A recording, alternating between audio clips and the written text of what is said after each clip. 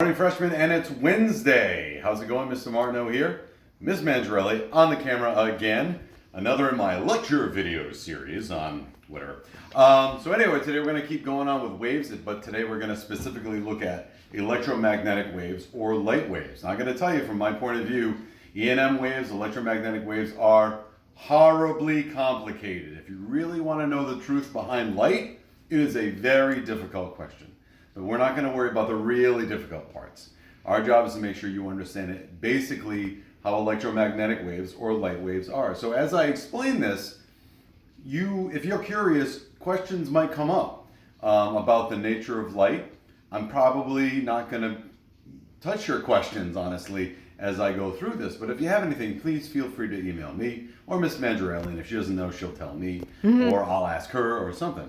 But again, light is really complicated. So we're just going to stick to the basics, which are difficult enough. All right? So here we go. So let's first of all start with, Let's first of all start with the fact that electromagnetic radiation or light is everywhere around us. And it's everywhere in all of its forms. And electromagnetic waves or light waves, the main two characteristics you want to look at are its frequency, its wavelength, and its speed. It's got all the other stuff, but we're going to only focus on frequency, wavelength, and speed. So again, light is all around us, even when you can't see it. There's a lot of light that's passing by you right now that your eyes don't see. Just because you can't see it, doesn't mean it's not there. It's definitely there, and you can definitely feel its effects. So we're going to talk about that right now. I'm sorry, the cat just rolled in. Oh. Go say hi.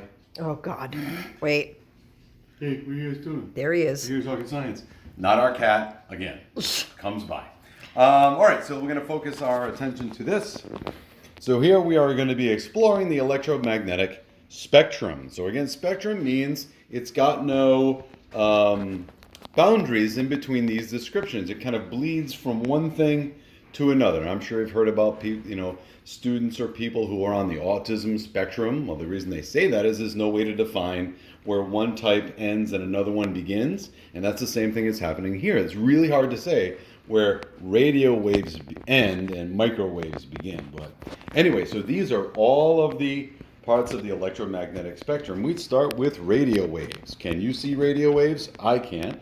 But this is how communication goes from one place to the next in either terms of radio, or you all have radio receivers in your pockets. Your phones broadcast and receive on the radio end of the electromagnetic spectrum. So your cell phones are giving off light. You can't see it. They're not. When I'm talking about the screen, I'm talking about the information that comes out of your phone is broadcasting on the radio wave end of the electromagnetic spectrum. Next, microwaves. The book keeps saying microwaves are in microwave ovens. I don't know that's entirely true, but microwaves are, again, different type of radiation. Some cell phones, as they have right there, or even some of your cordless phones when they were actual landlines, use microwave ends of the radiation. Again, these will not cook you. They're just that end. That's the name they gave to that end of the electromagnetic spectrum. Micro means small. Yeah, so microwaves were around before there were microwave ovens. So the ovens borrowed the name from that. So it's just, again, another end of the electromagnetic spectrum. You still can't see them, and you can't feel them. Next we're on to infrared. Infrared is, well, infra means before. So these are right before red color, but we'll talk about that in a minute.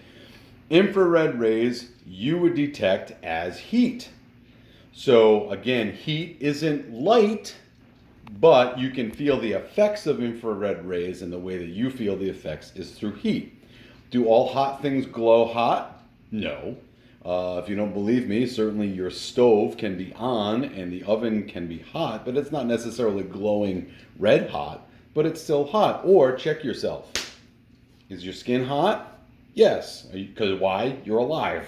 So you're at least 98.6. Are you glowing? No. So the fact is that infrared rays, sometimes you can see them if they're hot, if they're energetic enough, but sometimes you can't, but you can always feel the heat. So if you're in the infrared ray end of the electromagnetic spectrum, you can feel the heat.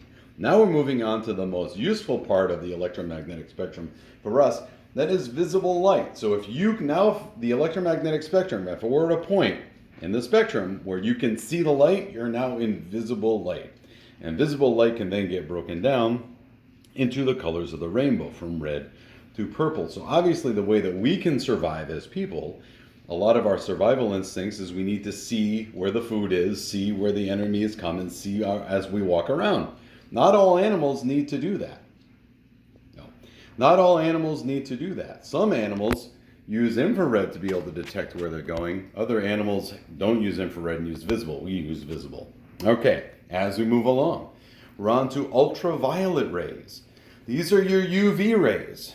So here's the trick about UV rays. You can't see them, but they are hitting you all the time.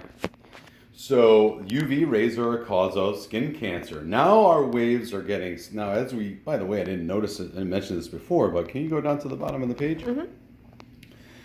We see as we go across the electromagnetic spectrum, the wavelengths are getting smaller and smaller and smaller and smaller. Also, we notice that the frequency, look how the number of waves. Not a lot of waves it's still a lot of waves per second, but it's less. They're getting more and more waves per second. So the frequency is increasing as the wavelengths are decreasing. As the wavelengths decrease, now suddenly they can penetrate your skin, which is the problem with ultraviolet rays. They can get underneath and in between the skin cells in order to damage your skin cells, which causes skin cancer and other types of cancers as well. So some animals can see UV. So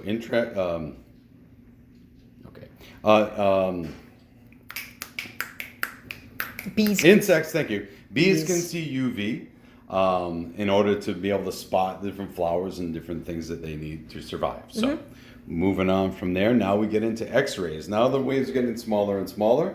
They are penetrating skin. They're now getting to bone, but they can't pass through bone. So when you get an X-ray using X-ray light, again, X-rays are using light. It's just that the light is very, very small wavelength and can image the bones inside your body, but X-rays can't see inside bones. So we go further, and now we're on to gamma rays. Gamma rays are the smallest wavelength and the highest frequency. They can get in between the atoms of the bones and into your cells. And the problem here is that gamma rays can be used to either treat cancer or, if they do it the right way, or if done the wrong way, can cause cancer. And a lot of cosmic rays, a lot of radiation coming from space is in the form of gamma rays. All right, now we're going to move on to this one. We're going to go to this one. Let's skip that one. Yep. Okay. So now can we get... Well, let's do a little... Okay, there we go. So in the electromagnetic spectrum, we have a diagram of different forms of light.